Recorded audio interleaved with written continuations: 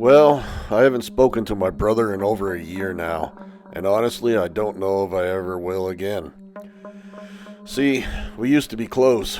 As kids, we shared everything: toys, secrets, and the same bedroom until we were both in high school.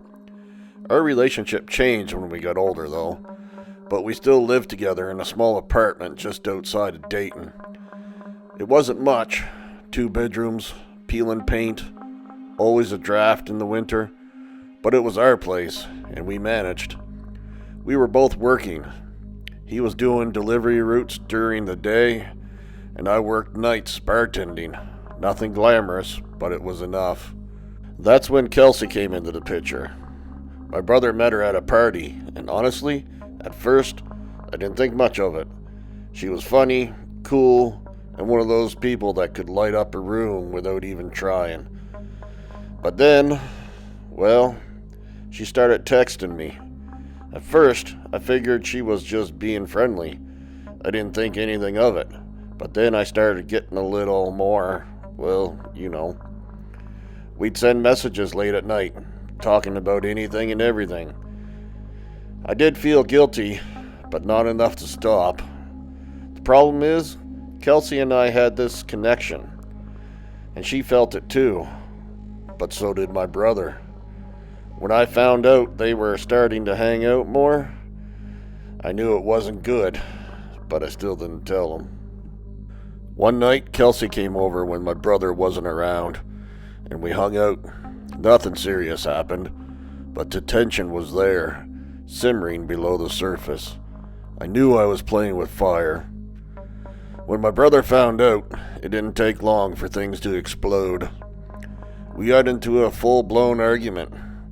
Words were thrown, hurtful things we couldn't take back.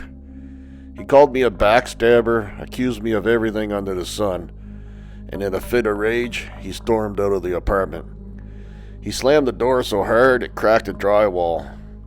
I didn't try to stop him. I didn't even care. I didn't hear from him for hours. I figured he'd cool off, maybe drive around to blow off some steam, and come back when he realized things weren't as bad as we made them out to be. But then, I heard nothing. I tried calling him, but he didn't answer. He didn't pick up his phone until the next morning. And when he did, his voice was different. It was kind of hollow. He told me his car had broken down. That old Pontiac. You know, that rusted out piece of junk he was always driving? It overheated about 30 minutes outside of town, and instead of waiting for a tow, he decided just to sleep in it for the night. He ended up pulling off the main road and finding a turnoff near an abandoned old church. We used to pass it when we were kids. It was an old, eerie building, the kind of place that looked like it hadn't been touched in years. The doors were boarded up, windows shattered, the grounds overgrown with weeds. My brother said he figured he could get a few hours of sleep and call a tow in the morning. It was already late, and the church was far enough off the road that no one would bother him. But the moment he pulled off, he felt this strange, weird, eerie silence. He said there was no sound, not even the usual creaking of old trees or the chirping of bugs. Everything was just dead. Dead quiet, he said. So quiet that it almost felt wrong. He parked over by the church, under a dead tree, in the gravel lot, locked the doors, and tried to rest. But later on, that's when it all started. Around midnight, he said he heard footsteps on the gravel. They were slow, heavy, dragging almost, as if someone was dragging their feet. But there was no one there. He looked out the window, but there was nothing, just a church standing in the moonlight, its outline barely visible through the trees. But the footsteps didn't stop. They kept coming, slowly, rhythmically. He said he locked the doors even tighter, pulled his jacket up over his head, and tried to ignore it. He thought maybe it was just paranoia. Maybe it was just the wind or his mind playing tricks on him. But then, that's when it happened. The radio turned on, and he hadn't touched it. He hadn't even tried to turn it on, but suddenly, it blared to life, crackling with static, loud enough to make his ears ring. He scrambled to turn it off, his hands shaking, and just as the sound cut out, he looked out the window again. That's when he saw it.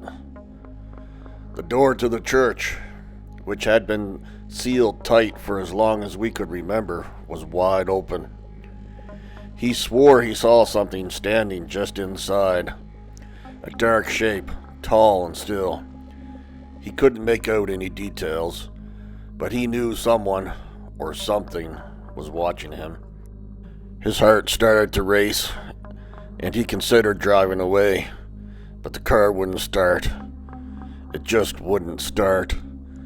He sat there in complete silence until about 3 a.m., when something even more terrifying happened. He said he woke up to the feeling of pressure against the car. It wasn't a tap or a knock. It was like something was pressing down on the roof, the sides, pushing against the metal as if trying to get inside. He said the car swayed just a little, but enough to make his blood run cold. He didn't dare look outside. He didn't move.